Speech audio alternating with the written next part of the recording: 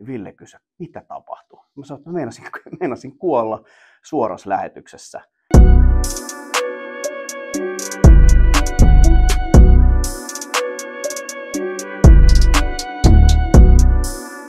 Niin, mä oon tämmönen mun mielestä aika tyypillinen 45-vuotias porvoolaismies, joka on yli puolet elämästään elänyt rakkaussuhteessa jenkkiputiksen kanssa, hyvin kiihkeässä ja intohimoisessa sellaisessa. Ja siinäpä se oikeastaan kaikki, mikä tähän lajiin ja mikä suomen kieleen liittyy, niin ne molemmat on mun intohimoja. Ja sen takia mä oon päätynyt jenkkiputiksessa ehkä ihmeellisempiin paikkoihin, ihmeellisimpiin pelipaikkoihin. Jenkkiputiksen ihmeellisimmät pelipaikathan ei ole niitä, mitkä on kentällä, vaan jenkkiputiksen ihmeellisimmät pelipaikat on niitä, jotka löytyy kentän ulkopuolelta. Voi olla, että joukkuejohtajat ja valmentajat on vaikeampia ja seurojen puheenjohtajat, mutta sitten on meitä, jotka tehdään jotain muuta tämän lajin ympärillä. Ja mulle on sitten sieltä löytynyt muun muassa selostajan pelipaikka.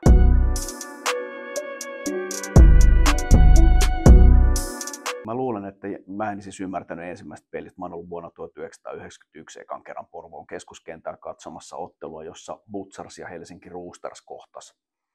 Ja Roosters voitti sen ottelun 6-21. En ymmärtänyt, mitä tapahtui ja missäkin kohdassa, mutta ymmärsin sen kaiken innon niin kentällä kuin kentän ulkopuolella. Istuin Janina Frostelin isän Harry Frostelin vieressä, älysin siis vasta vuosia myöhempään, että kuka hän oli. Ja hän ehkä opetti jotain sieltä. Meidän naapurin poika Markus Forsberg on yksi Butchersin kaikkien aikojen parhaimmista takakentän pelaajista. Ja Maken serkun Henkka Forsbergin kanssa ja heidän perheen kanssa me sitten päädyttiin sinne matsiin katsomaan 91. Seuraava vuonna kävin katsoa useamman pelin.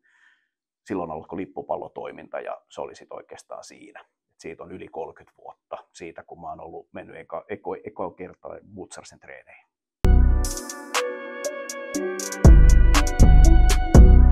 Mä luulen, että se oli semmoinen kombo niin kuin siitä, että seura oli ensinnäkin saanut elää ja kasvaa, eli tavallaan se jyvähän oli kylvetty jo silloin niin perustajajäsenet, jotka oli luonut Butchersin ja tietynlaisen seurakulttuurin. Ja me oltiin sitten kasvettu jotka oltiin jo 12-vuotiaana hypätty mukaan. Me oltiin kasvettu aikuisiksi ja valmistuttu oppilaitoksista ja perustettu perheitä ja muuta. Et me oltiin tavallaan siinä ehkä meidän peliuran parhaimmassa iässä.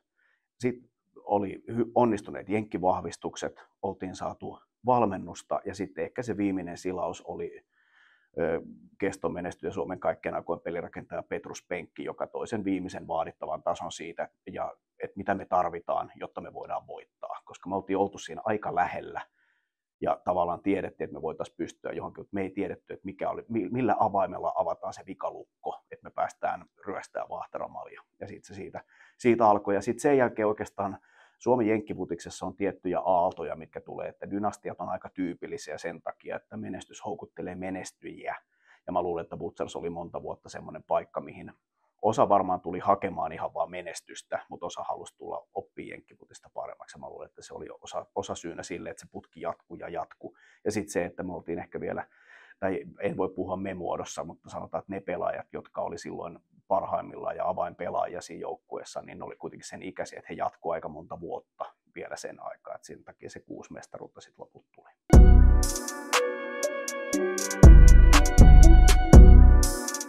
Me tarvitaan keskinäistä kunnioittamista. Sitä, että jos joku toinen tekee hyvän idean, niin mietitään, että miten me voitaisiin hyötyä siitä itse, kun sen sijaan, että me keksitään, että miten me voidaan torpata, että noi tekee tuolla tavalla. Meidän pitäisi miettiä jotain sellaista, mitä ehkä tämä laji oli 80-luvun alussa, kun aika nuoret miehet ympäri Helsinkiä ja pääkaupunkiseutua silloin lähti miettimään, että miten me voitaisiin yhdessä tehdä tästä ihan niin kuin hyvä juttu. Että mun mielestä semmoinen niin kuin keskinäinen kunnioitus ja yhteistyö on selkeästi yksi. En sano, etteikö sitä nyt jo olisi, mutta sitä ei varmaan koskaan ole liikaa. Ja sitten toinen asia on se, että meidän pitäisi niin kuin ymmärtää, että tämä laji voisi olla jotain muutakin kuin vain X:t ja O:t ja pelikirja ja mitä me tehdään niin kuin sen kanssa. Että tämä on tarinoita, meillä on mielenkiintoisia persoonia, me ollaan kentän tasolla tätä lajia pelaa isot ja pienet yhdessä, niin ihan sitä samaa pitäisi olla, niin kuin mä sanoin, että tärkeimmät pelipaikat ja erikoisemmat pelipaikat on kentän ulkopuolella, niin ihan se sama homma tapahtuu myös siellä kentän ulkopuolella.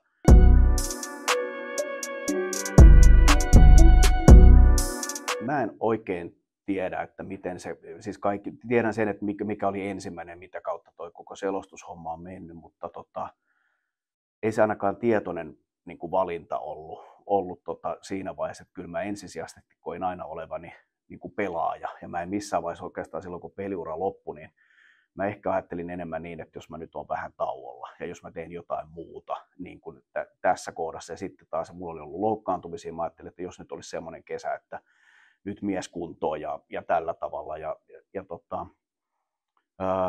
sattuma johdatteli ensin siihen, että mä olin jonkun A-junnu-pelin kenttäkuuluttaja jo silloin, kun en enää ollut A-junnu-ikäinen, tyylin 2002 varmaan ollut tämä vuosi. Ja siitä meni 3 vuotta. Silloin siis kiitokset vaan Mikko Vennolle, joka kysyi mua silloin kyseiseen peliin, että tuutko hoitamaan, että jos on pakko hoitaa tai sieltä tulee sakkoa, niin voin mä tulla kokeilemaan.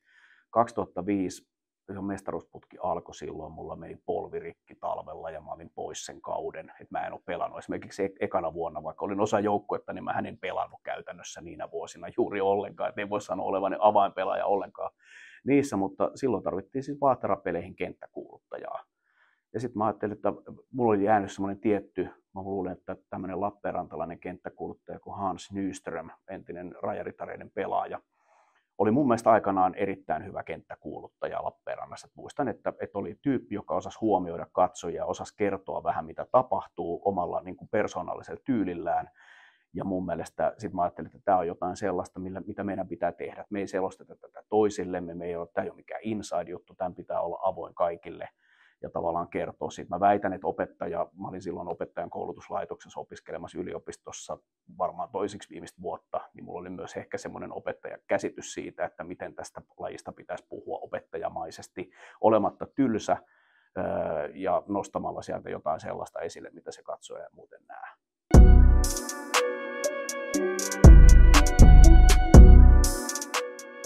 No, näitä varmaan pitää aika monta kertaa miettiä. Sanotaan, että mä voisin nostaa 2. Mun mielestä niin kuin Vahtera-liigassa oli aikanaan, se oli Roosters vastaan Saints-ottelu Velodromilla. Olisiko ollut jopa semmoinen peli, jossa Karri Pajarinen teki niin kuin läpimurtoa Vahtera-liigakentille. Kimi Linnaimaa teki maalin päätösneljänneksen alussa. Ja syy, miksi mä muistan, että Kimi teki sen maalin päätösneljänneksen alussa, oli se, että selostuspäivät on aika raskaita. Siinä tehdään studio-osuuksia, siinä nauhoitellaan haastattelua, se on välillä aika kiireistä. Tulee viimeisiä, vaihdellaan pelinumeroita ja toi ei pelaakaan. Näillä on uusi jenkki, josta ne ei ole kertonut. Ja sitten käy helposti niin, että ei ehdi syömään. Mä en ollut ehtinyt syömään kunnollinen sitä peliä ja myöskään puoliajalla. Siinä oli jotain puoliaika-ohjelmaa muuta, mutta siitä oli taas selostaja äänessä välillä. Et siinä ei ehtinyt myöskään käydä hakea kahvia eikä mitään. Ja mä laitoin Roosters-toimija Juuso Ilmelälle viestiä niin kuin kesken sen puolen, että me ei ehditä nyt. Ville Palikainen kestomenestyjä Suomen kentit oli kommentaattorina, että me ei ehditä syömään. Että voit sä tuoda jotain. Ja Juuso toi makkaroita ja popcornia ja kahvit. Ja Ville, joka on meistä kahdesta se kurinalaisempi, joka on hyvin tarkka ruokavaliosta, niin ei ollut hänelle oikeastaan niin kuin mitään syötävää. Että Ville varmaan joi vettä tai jotain muuta.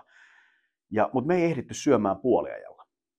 Joten ne odotti ne lämpimät makkarat siinä, jotka jäähtyi pikkuhiljaa. Velodromin lokit kyttäs niitä ja ne popcornit koko sen 3. neljänneksen. Nälkäkasvoja, jotain pastilleja vaan suuhun. Mulla on aina Fisherman's Friendsejä, kun mä selostan. Ja sitten kun tuli 3. ja 4. neljänneksen välinen mainoskatko, niin hirveällä kiireellä ne makkarat suuhun. Niin paljon kuin vaan ehti syömään. Ja tietoisena siitä, että kohta pitää olla äänessä, ei kestä kuin minuutin. Ja suun pitää olla tyhjä, ei saa olla hengästynyt ja muuta. Ja mulla meni semmoinen pingispallon kokoinen makkaranpala siis suoraan henkitorven päälle. Ja tämä on nyt ihan varoituksen sanana ja valistuksena opettaja, maisteri puhuu, että pureskelkaa aina ruoka huolella. Siinä oli siis ihan aito riski siitä, siis kun sä et saa happea sisälle, etkä happea ulos, eli mä en pystynyt yskäsemään sitä pois. Vaan mä tunnistin, että se meni siihen ja mun niin kuin hengityselimistö salpautui ihan täysin paikalleen. Ja samanaikaisesti, kun näin tapahtui, ohjaaja sanoo Pauli Talikka, että Selo, olkaa hyvä. Ja ottelu sai jatkua. Mä pistän oman mikin kiinni ja Palikainen katsoo mua, että mitä tapahtuu, ja mä näytän, että anna mennä. Ja Ville rupeaa puhumaan, ja katsojat oli jo siinä vaiheessa huomannut, että jotain outoa on, että miksi Palikainen puhuu. ja hakee niin kuin sanojaan, koska Ville ihmetteli, että mitä mulle tapahtuu. Mä muistan, että siinä jossain lähistöllä oli joku vanhempi nainen, jolla oli ikivanhat Helsinki East City Giantsin verkkarit päällä. Mä otin luurit pois ja nousin ylös ja se nainen niin katsomaan, että mitä tuossa tapahtuu. Ja mä oli mennyt varmaan puoli minuuttia ja mä mietin, että mitä tapahtuu. Ja nyt semmoinen inhottavuusvaroitus, mutta jollain ihmeellisellä tavalla mä sain niin kuin jonkun tämmöisen liikkeen itsestäni ulos, että se makkaranpala lensi sieltä niin kuin kurkusta. Ja mä näin, että aha, tommonen siellä oli. Putos ekalle sille puulaudotukselle tokalle ja sitten varmaan kolmannesta pompusta joku niin kuin oikeasti semmoinen lentokoneen kokoinen lokki tuli ja haki sen ja vei sen pois. Mä muistan sen, että oli kurkku kuiva, luurit päähän ja touchdown Kimi Linnaimaa. Roosters teki maalin saman tien. Ja sitten me jatkettiin siis se koko päätösneljänneksi ihan siitä, oltiin äänessä koko ajan ja Palikainen oli ihan niin kuin, ja sitten heti kun lähetys loppui, niin Ville kysyi, mitä tapahtui. Mä sanoin, että meinasin kuolla suorassa lähetyksessä.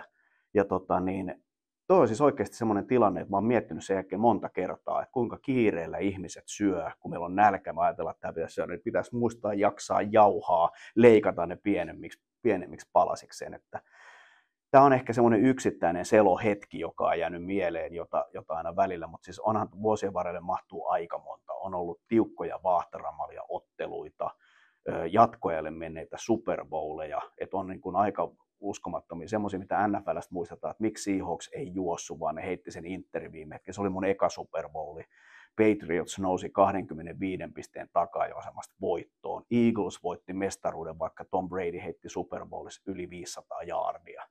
Että niin kuin mielettömiä juttuja. Mä oon saanut tavallaan elää sen Patriots-dynastian loppuvaiheet NFL-selostajana ja Chiefs-dynastian niin kuin sen kokonaisen kehittymisen, mikä tulee niin kuin nyt, kun he valmistautuu mahdollisesti voittamaan 3. perättäistä Super Bowlia, niin onhan ne aikamoisia niin kuin tavallaan semmoisia jenkkifutis-ihmisten tietynlaisia niin kuin megatrendien todistamisia, mitä on saanut aika läheltä olla katsomassa.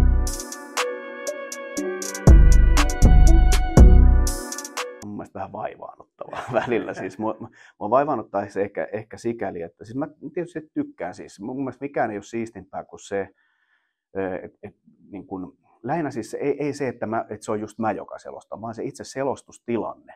Samoin kuin meidän kommentaattorit, suurin osa ainakin, niitä varsinkin, jotka NFL:ää käy talvisin niin kuin kommentoimassa, niin me ollaan semmoisessa kuplassa. Sitä matsia ei voi katsoa niin intensiivisesti kuin mitä selostustyössä ja kommentointityössä sitä matsia tehdään. Unohtuu vähäksi aikaa se, että tuliko laitettu autoon parkkikiekko vai niin kuin oliko kotona maitoa.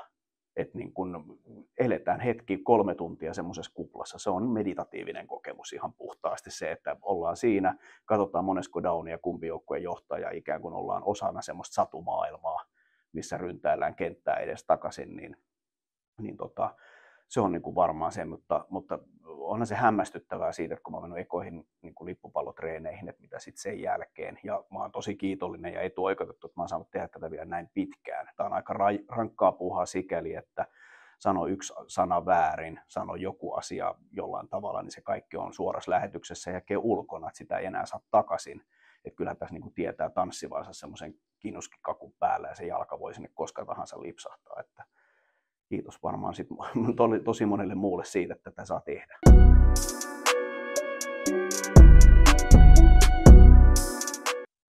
Mulla ei ole siis, mä sanon aina varmaan, että on sanonut tätä, että mulla ei ole mitään niin kuin Chiefsia vastaan. Mä olisin ehkä toivonut, että tässä Super Bowlissa olisi voinut pelata sellaisia joukkoita, kuten Buffalo Bills ja Detroit Lions, jotka ei ole koskaan voittanut. Olisi ollut kivaa, että tämä Super Bowl on semmoinen, että jompikumpi tulee saamaan tämän ekaa kertaa ikinä. Chiefsillä on mahdollisuus tehdä historiaa eka kerta, että joku voittaa 3 kertaa putkeita, ja mä luulen, että siitä huolimatta, että Eagles on voittanut sen vaan niin kuin tyyliin 7 vuotta sitten tämän mestaruuden edellisen kerran, niin mä luulen, että silti Chiefs on se nälkäisempi, vaikka he voittaisi 3, koska he haluaa tehdä historiaa. He tietää, että jos ei nyt, niin ei ehkä koskaan enää ole tämmöistä mahdollisuutta. Mutta mä silti jotenkin ajattelisin, että siis jos mä mennään tiedolla, niin mä uskon, että joka tapauksessa Mahomes ja Reed hän tämän hoitaa sit himaan, mutta mä toivoisin, että Eagles pystyisi pelaamaan Eaglesin peliä Vic Fangio, heidän puolustuksen koordinaattori, on siinä hommassa erittäin hyvä ja hänellä on tosi merkittävä rooli siitä. Ja se on yksi makeimmista matseista, niin kuin koordinaattorit, tai Andy Reid, Matt Nagy vastaan Vic Fangio on niin kuin makeeta, että mitä muutoksia he tekee. Ja miesten maajoukkueen päävalmentaja Mikko Koikkalainen avaa näitä varmasti ainakin suomenkielisessä lähetyksessä todella tarkasti, että hei, nyt ne tekikin tällä tavalla selkeästi, ne haluaa ottaa nyt tätä pois enemmän ja antaa mahdollisuudet, katsotaan tapahtuuko jotain tämmöistä, mutta niin, jotenkin semmoinen olo mulla, että mä toivoisin, että Eagles onnistuisi omassa pelissään ja mun oma veikkaus on se, että sisämpi laitahyökkääjä Dallas Goedert tulee menestymään, että tämä on nyt eka kerta sitten 30 vuoteen, kun Dallas juhlii Super Bowlissa, että olisiko tämä Goedertin aika sitten, että mä uskoisin, että näin tulee tapahtumaan. Mutta mä oon iloinen kumman tahansa joukkueen puolesta, mulla ei ole mitään väliä kun mitä voittaa, mutta sanotaan näin, että jos olisi ollut vaikka Detroit Lions ja Kansas City Chiefs, niin mä olisin varmaan aika selkeästi ollut Detroitin puolella silloin, ihan sen takia, että he ei ole koskaan edes ollut Super Bowlissa, eikä ne ole kyllä tänäkään vuonna siellä, mutta tämmöisiä nämä on.